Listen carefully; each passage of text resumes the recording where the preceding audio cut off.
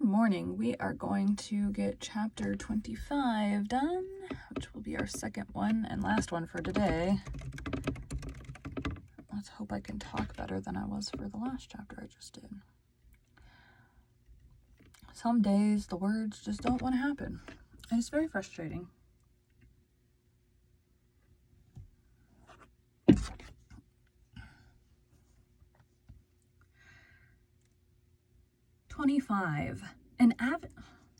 My stomach. 25. An Avonlea scandal.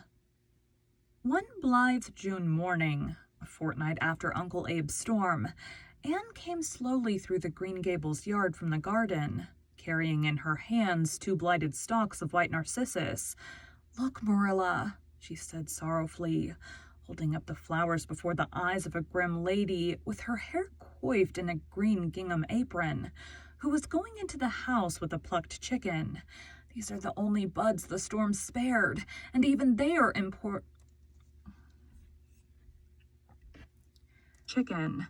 These are the only buds the storm spared, and even they are imperfect.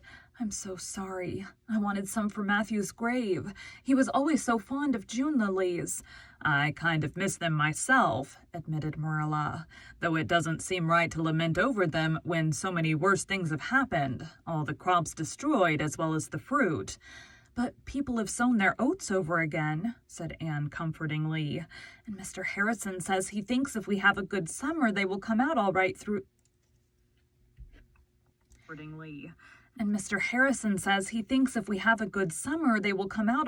though late. And my annuals are all coming up again. But oh, nothing can replace the June lilies. Poor little Hester Gray will have none either. I went all the way back to her garden last night, but there wasn't one. I'm sure she'll miss them."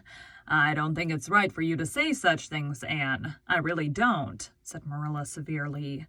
"Hester Gray has been dead for 30 years, and her spirit is in heaven, I hope." Excuse me. Burp's been trying to come out. "I hope." "Yes, but I believe she loves and remembers her garden here still," said Anne. "I'm sure no matter how long I'd lived in heaven, I'd like to look down and see somebody putting flowers on my grave. If I had had a garden here like Hester Gray's, it would take me more than 30 years, even in heaven, to forget being homesick for it by spells."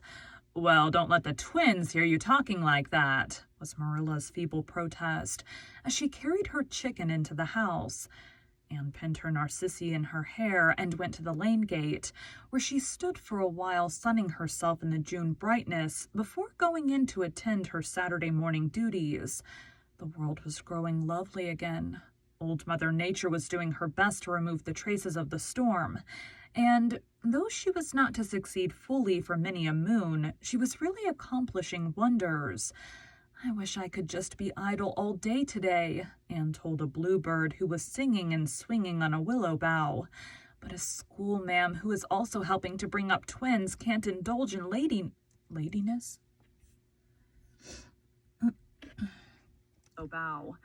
"But a schoolma'am who is also helping to bring up twins can't indulge in laziness, Birdie. How sweet you are singing, little bird. You are just putting the feelings of my heart into song ever so much better than I could myself. Why, who is coming?" An express wagon was jolting up the lane, with 2 people on the front seat and a big trunk behind. When it drew near, Anne recognized the driver as the son of the station agent at Bright River, but his companion was a stranger, a scrap of a woman who sprang nimbly down at the gate, almost before the horse came to a standstill. She was a very pretty little person, evidently nearer 50 than 40, but with rosy cheeks, sparkling black eyes, and shining black hair, surmounted by a wonderful beflowered and beplumed bonnet. In spite of having driven 8 miles over a dusty road, she was as neat as if she had just stepped out of the proverbial bandbox. "Is this where Mr. James A. Harrison lives?" she inquired briskly.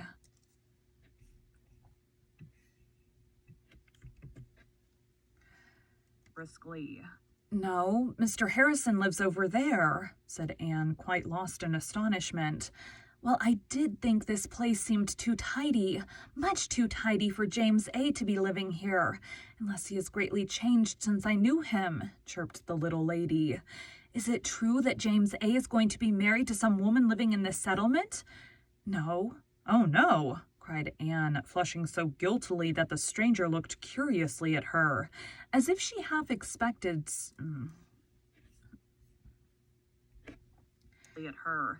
As if she half suspected her of matrimonial designs on Mr. Harrison.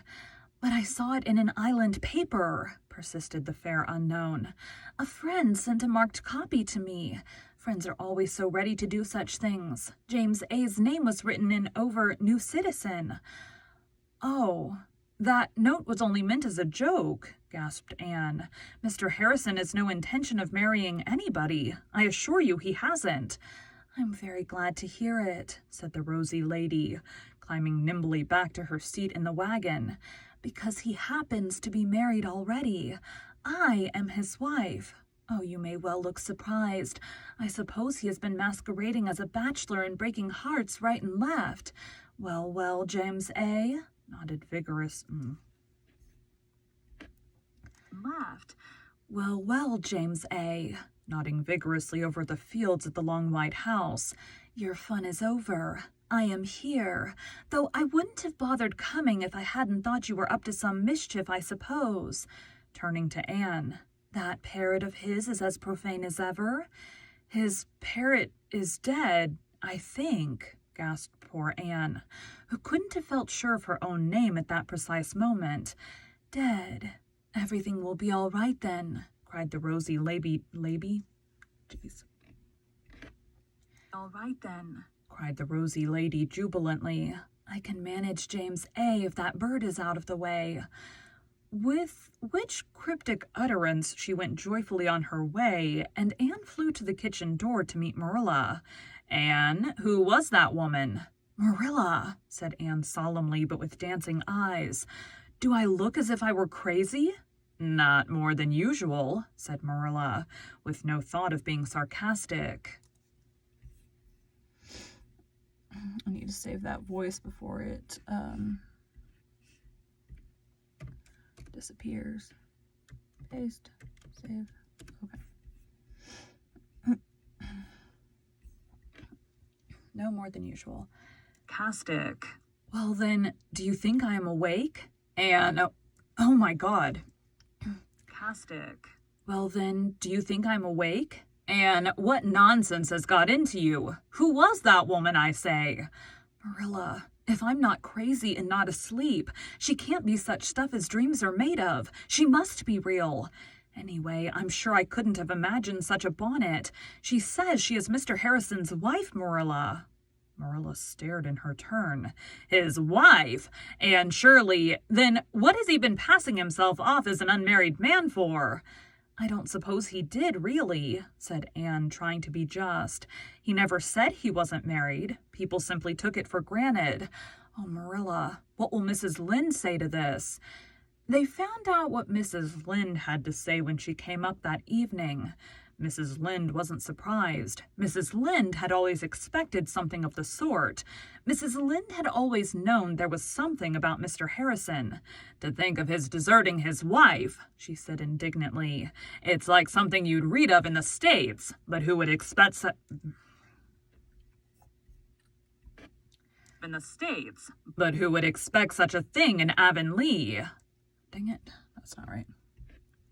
In the States. But who would expect such a thing to happen right here in Avonlea? But we don't know that he deserted her, protested Anne, determined to believe her friend innocent till he was proved guilty. We don't know the rights of it at all.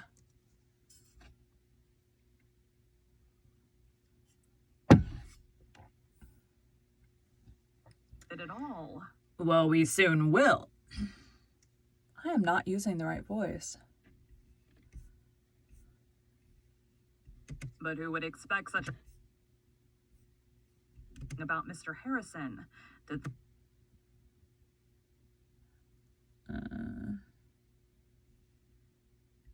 To think of his desert.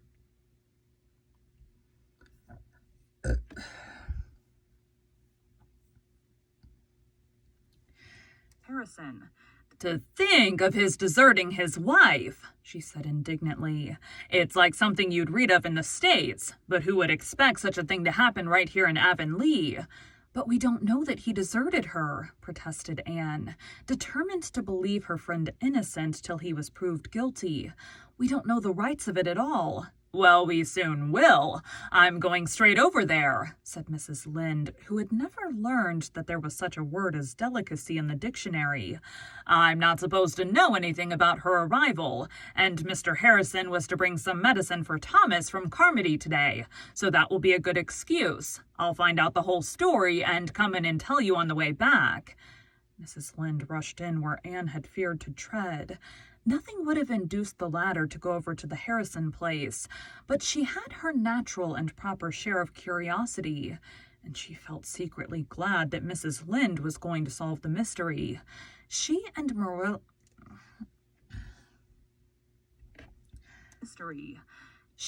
Marilla waited expectantly for that good lady's return, but waited in vain. Mrs. Lynde did not revisit Green Gables that night. Davy, arriving home at 9 o'clock from the Bolter place, explained why. I met Mrs. Lynde and some strange woman in the hollow, he said. And gracious, how they were talking both at once. Mrs. Lynde said to tell you she was sorry it was too late to call tonight. And I'm awful hungry. We had tea at Milty's at 4, and I think Mrs. Bolter is real mean. She didn't give us any preserves or cake, and even the bread was scarce. Davy, when you go visiting, you must never criticize anything you're given to eat, said Anne solemnly. It is very bad manners. All right, I'll only think it, said Davy cheerfully. Do give a fellow some supper, Anne. Anne looked at Marilla, who followed her into the pantry and shut the door cautiously. You can give him some jam on his bread. I know what tea at Levi Bolter's is apt to be. Davy took his slice of bread and jam with a sigh. It's a kind of disappointing world after all, he remarked. Milty has a cat that takes fits. She's took a fit regular every day for 3 weeks. Milty says it's awful fun to watch her. I went down today on purpose to see her have one, but the mean old thing wouldn't take a fit and just kept healthy as healthy, though Milty and me hung round all the afternoon and waited. But never mind. Davy brightened up as the insidious comfort of the plum jam stole into his soul. Maybe I'll see her in one sometime yet. It doesn't seem likely she'd stop having them all at once when she's been so in the habit of it, does it? This jam is awful nice. Davy had no sorrows that plum jam could not cure. Sunday proved so rainy that there was no stirring abroad, but by Monday everybody had heard some version of the Harrison story.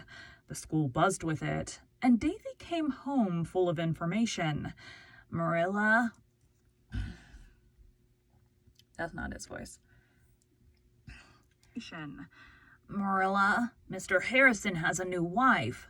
Well, not exactly new, but they've stopped being married for quite a spell, Milty says. I always supposed people had to keep on being married once they'd begun, but Milty says no, there's ways of stopping if you can't agree. Milty says one way is just to start off and leave your wife, and that's what Mr. Harrison did.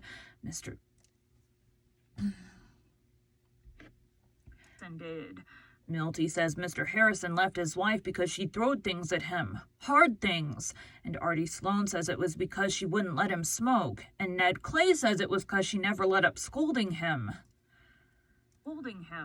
I wouldn't leave my wife for anything like that. I just put my foot down and say, Mrs. Davy, you've just got to do what'll please me 'cause I'm a man. That'd settle her pretty quick, I guess, but Annetta Clay says she left him because he wouldn't scrape his boots at the door, and she doesn't blame her. I'm going right over to Mr. Harrison's this minute to see what she's like. Davy soon returned, somewhat cast down. Mrs. Harrison was away. She's gone to Carmody with Mrs. Rachel Lynde to get new paper for the parlor, and Mr. Harrison said to tell Anne to go over and see him 'cause he wants to have a talk with her. And say, the floor is scrubbed and Mr. Harrison is shaved, though there wasn't any preaching yesterday. The Harrison kitchen wore a very unfamiliar look to Anne. The floor was indeed scrubbed to a wonderful pitch of purity, and so was every article of furniture in the room. The stove was polished until she could see her face in it. The walls were whitewashed and the window panes sparkled in the sunlight, but the table by the table sat Mr. Harrison in his working clothes, which on Friday had been noted for sundry rents and tatters, but which were now neatly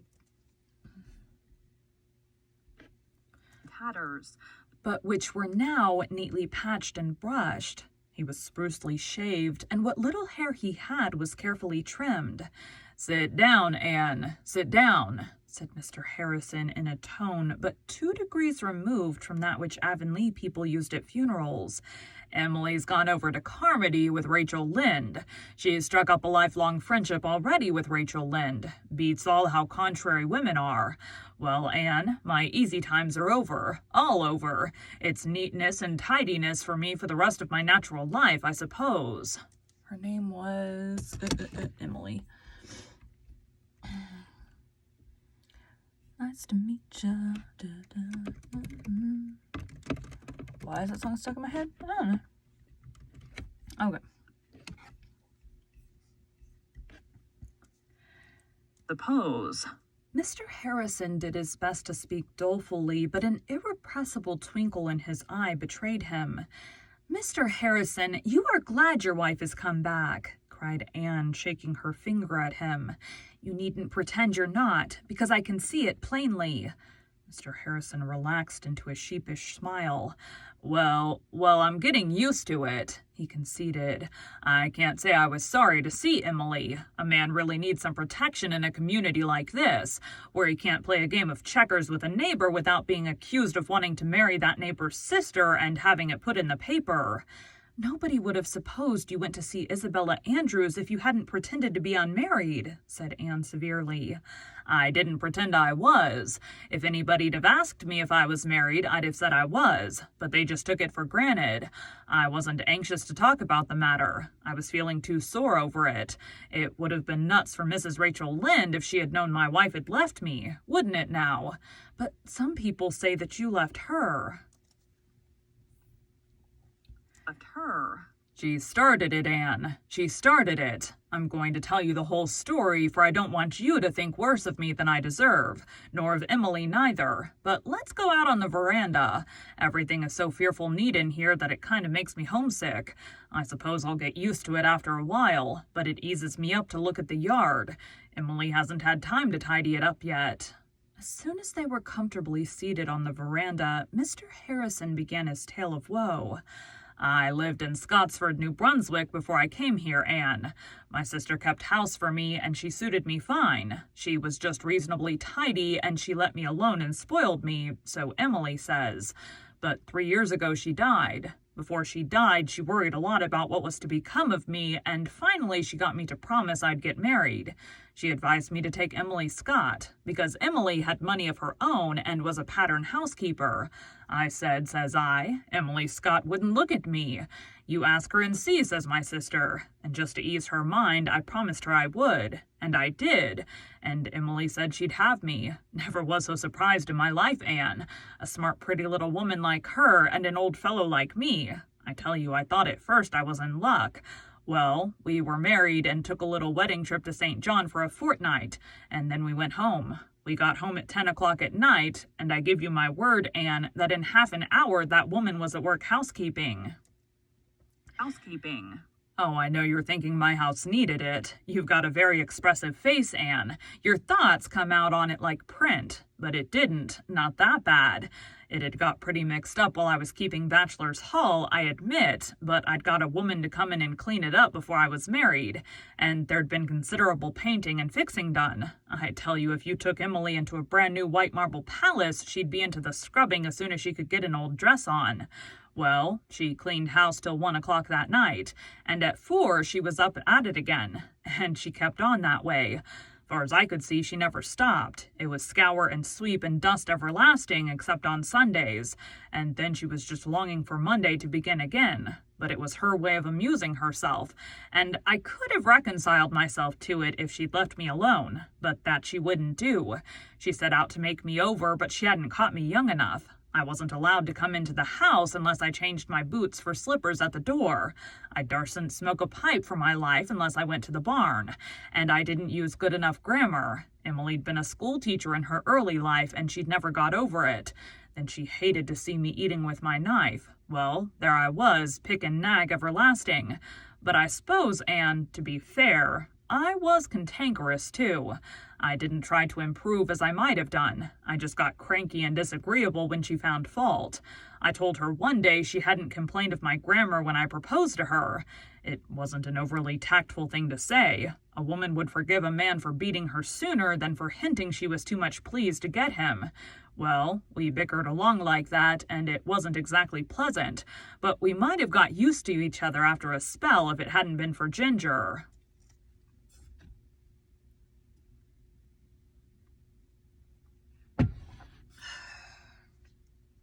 That parrot. For Ginger. Ginger was the rock we split on at last. Emily didn't like parrots, and she couldn't stand Ginger's profane habits of speech. I was attached to the bird for my brother the sailor's sake.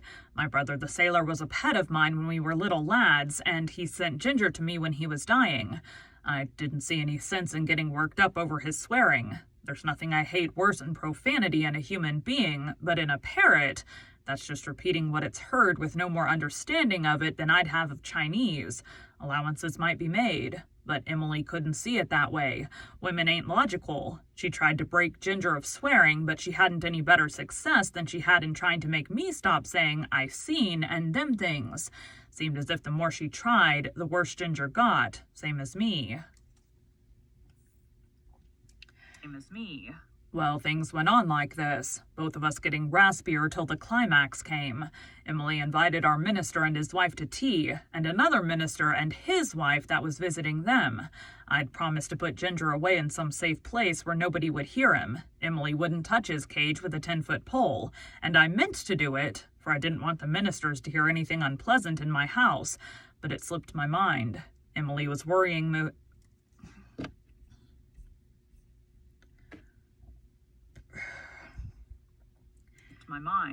Emily was worrying me so much about clean collars and grammar that it wasn't any wonder. And I never thought of that poor parrot till we sat down to tea. Just as Minister Number 1 was in the very middle of saying grace, Ginger, who was on the veranda outside the dining room window, lifted up his voice. The gobbler had come into view in the yard, and the sight of a gobbler always had an unsolsome. His voice. The gobbler had come into view in the yard, and the sight of a gobbler always had an unwholesome effect on Ginger. He surpassed himself that time. You can smile, Anne, and I don't deny I've chuckled some over it since myself, but at the time I felt almost as much mortified as Emily. I went out and carried Ginger to the barn. I can't say I enjoyed the meal. I knew by the look on Emily that there was trouble brewing for Ginger and James A. When the folks went away, I started for the cow pasture, and on the way I did some thinking. I felt sorry for Emily, and kind of fancied I hadn't been so thoughtful of her as I might. And besides, I wondered if the ministers would think that Ginger had learned his vocabulary from me. The long and short of it was, I decided that Ginger would have to be mercifully disposed of, and when I drove the cows home, I went in to tell Emily so. But there was no Emily, and there was a letter on the table. Just according to the rule in storybooks, Emily writ that I'd have to choose between her and Ginger. She'd gone back to her own house, and there she would stay till I went and told her I'd got rid of that parrot. I was all riled up, Anne, and I said she might stay till doomsday if she waited for that, and I stuck to it. I packed up her belongings and sent them after her. It made an awful lot of talk. Scotsford was pretty near as bad as Avonlea for gossip, and everybody sympathized with Emily. It kept me all cross and cantankerous, and I saw I'd have to get out, or I'd never have any peace. I concluded I'd come to the island. I'd been here when I was a boy, and I liked it. But Emily had always said she wouldn't live in a place where folks were scared to walk out after dark for fear they'd fall off the edge. So, just to be contrary, I moved over here. And that's all there is to it. I hadn't ever heard a word from or about Emily till I come home from the backfield Saturday and found her scrubbing the floor, but with the first decent dinner I'd had since she left me already on the table. She told me to eat it first, and then we'd talk. by which I concluded that Emily had learned some lessons about getting along with a man. So she's here, and she's going to stay, seeing that Ginger's dead and the island's some bigger than she thought. There's Mrs. Lynde and her now. No, don't go, Anne. Stay and get acquainted with Emily. She took quite a notion to you Saturday. Wanted to know who that handsome red-haired girl was at the next house. Mrs. Harrison welcomed Anne radiantly and insisted on her staying to tea. James A. has been telling me all about you and how kind you've been making cakes and things for him, she said. I want to get acquainted with all my new neighbors just as soon as possible. Mrs. Lynde is a lovely woman, isn't she? So friendly. When Anne went home in the sweet June dusk, Mrs. Harrison went with her across the fields where the fireflies were lighting their starry lamps. I suppose, said Mrs. Harrison confidentially, that James A. has told you our story? Yes. Then I needn't tell it, for James A. is a just man, and he would tell the truth. The blame was far from being all on his side. I can see that now. I wasn't back in my own house an hour before I wished I hadn't been so hasty, but I wouldn't give in. I see now that I expected too much of a man, and I was real foolish to mind his bad grammar. It doesn't matter if a man does use bad grammar so long as he's a good provider and doesn't go poking round the pantry to see how much sugar you've used in a week. I feel that James A. and I are going to be real happy now. I wish I knew who Observer is so that I could thank him. I owe him a real debt of gratitude. Anne kept her own counsel, and Mrs. Harrison never knew that her gratitude found its way to its object. Anne felt rather bewildered over the far-reaching consequences of those foolish notes. They had reconciled a man to his wife and made the reputation of a prophet. Mrs. Lynde was in the Green Gables kitchen. She had been telling the whole story to Marilla. Well, and how do you like Mrs. Harrison? She asked Anne. Very much. I think she's a real nice little woman. That's exactly what she is, said Mrs. Rachel with emphasis. And as I've just been saying to Marilla, I think we ought to all overlook Mr. Harrison's peculiarities for her sake and try to make her feel at home here, that's what. Well, I must get back. Thomas will be wearying for me. I get out a little since Eliza came, and he seemed a lot better these past few days, but I never like to be long away from him. I hear Gilbert Blythe has resigned from White Sands. He'll be off to college in the fall, I suppose. Mrs. Rachel looked sharply at Anne, but Anne was bending over a sleepy Davy nodding on the sofa, and nothing was to be read in her face. She carried Davy away, her oval girlish cheek pressed against his curly yellow head. As they went up the stairs, Davy flung a tired arm about Anne's neck and gave her a warm hug and a sticky kiss. You're awful nice, Anne. Milty Boulter wrote on his slate today and showed it to Jenny Sloane. Roses red and violets blue, sugar sweet, and so are you. And that expresses my feelings for you exactly, Anne.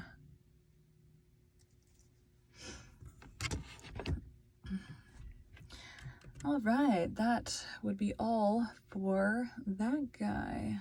We need to delete that. I'm going to start loading the chapters in like that guy, because it does make my life so much easier to have it auto-scroll, which I had a teleprompter app at one point, and for some reason the teleprompter app stopped working, and like I uninstalled it, reinstalled it, restarted, all the things that you do when apps don't work. Emailed them, that did not do anything. And so I finally just asked for a refund because I had just bought the app. I had literally bought it less than a month prior, and it worked great when it worked, but if it's not working, I can't use it. So after spending about a week trying to get it to work, I finally just asked for a refund. But the Pages app has a mode on it, but I do have some publishers that send me PDFs that are really weird formatted, and I can't move them to doc format or Pages format. So those ones I will have to, without individually copying each little chunk of text that they've got through a couple 100-page book, no. But for the ones that I can convert over that don't funky whatever, I think I'm going to start using this, or I have been using this for about a week now, and I like it. Anyways, that's it for today, guys. I will record some more tomorrow. Bye!